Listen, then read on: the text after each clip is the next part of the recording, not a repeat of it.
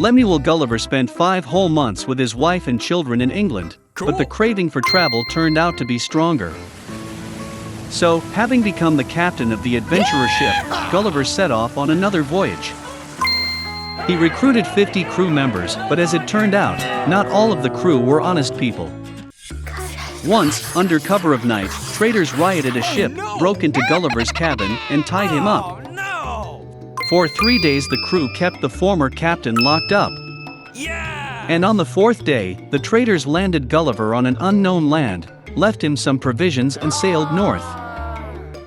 The former captain had no choice but to head inland. On the way, he met the tracks of horses, which gave Gulliver hope for an early rescue.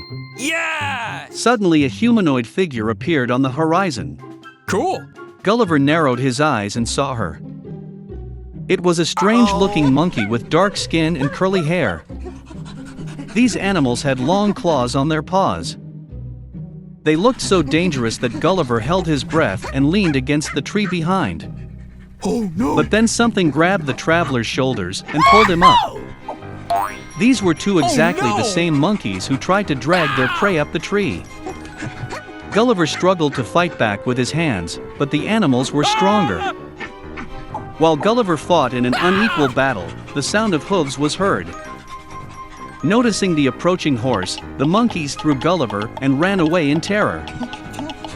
Having approached, the horse examined Gulliver with interest. Then a second horse came up. They greeted each other with a kick of their front hooves and walked to the side.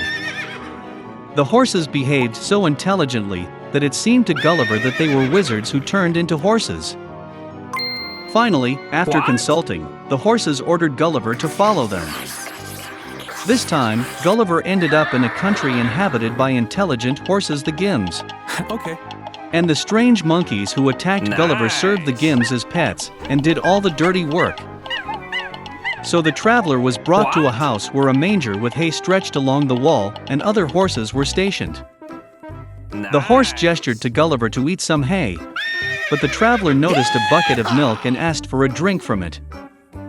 After dinner, Gulliver, under the close supervision of horses, collected oats and baked bread from it. This amazed the Gims so much that they began to teach Gulliver their language and culture. The horses turned out to be not only intelligent, but also very noble. They did not know the words anger, envy, deception, and enmity. They were surprised by Gulliver's stories about money, ships, and states. But most of all, the Gims were outraged by the fact that people allow themselves to ride horses.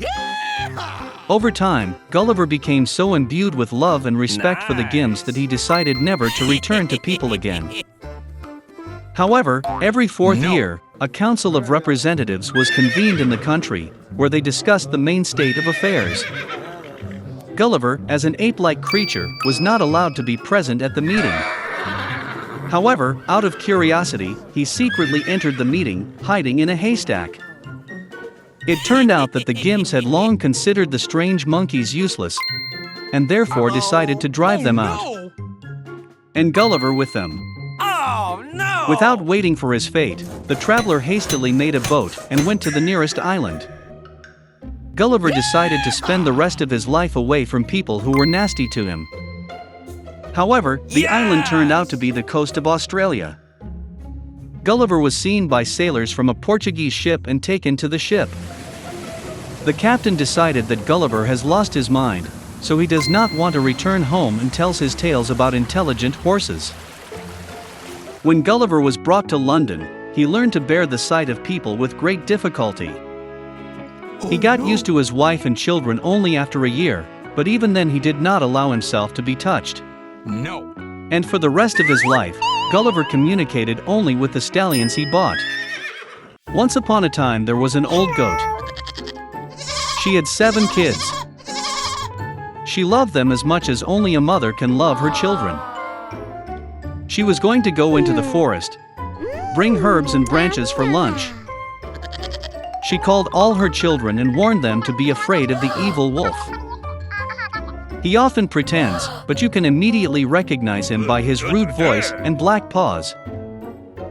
The kids understood everything and assured their mother that they would be very careful. The old goat set off calmly. Little time has passed. Suddenly, someone knocked on the door and shouted in a rude voice that the kids should immediately open it. But the kids from the rough voice realized that it was a wolf. They answered that it was not Mother's voice.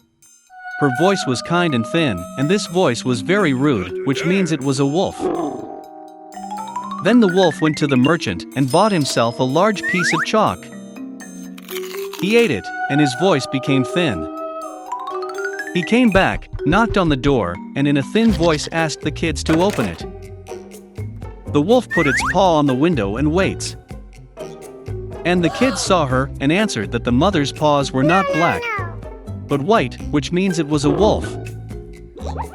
Then the wolf ran to the bakery and asked to give him some dough. The wolf anointed his paw with the dough. The villain approached the door for the third time, put his white paw on the window and knocked. They saw the kids that the paw was white, and thought that it was their mother. They opened the door, but there was a wolf in front of them. They got scared and began to scatter in all directions. One kid jumped under the table, another on the bed, the third on the stove, the fourth into the kitchen, the fifth into the closet, the sixth under the sink, and the seventh hid in the grandfather clock. But the wolf found them all, opened its jaws and swallowed one by one. Only one thing he did not find: the youngest, who hid in the clock. Having eaten his fill, the wolf left. He stretched out on a green meadow under a tree and fell asleep. Oh no! Soon an old goat came home from the forest. Oh, what did she see there? Uh-oh! The door was wide open. Oh no! The table, chairs, benches were overturned. The wash basin was broken. Pillows and blankets were thrown from the bed. Hey! She began to look for her children, but she could not find them anywhere. I called them by name, but no one answered.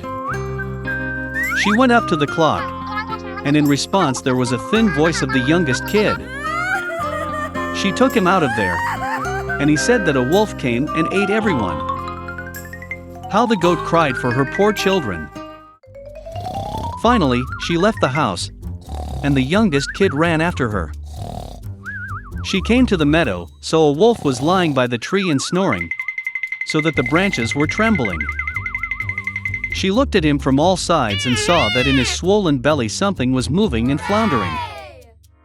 She guessed that these were her children, and was very happy that they were still alive. She told the kid to run home as quickly as possible and bring scissors, a needle and thread.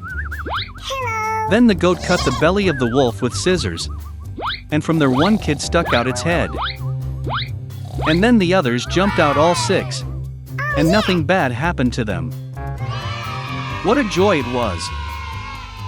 They began to hug their mother, jump and dance. Then the old goat said it would be nice to teach the wolf a lesson while he was still sleeping. They pulled stones and stuffed them into the wolf's belly. An old goat sewed up his belly, but he did not notice anything, never even moved. The wolf slept, got to his feet and felt such a thirst in his belly that he decided to drink water from the well. He barely approached the well, bent down to the water, and heavy stones pulled him to the bottom of the well. 7 kids saw this and began to dance for joy with their mother. That's how they taught the evil wolf a lesson.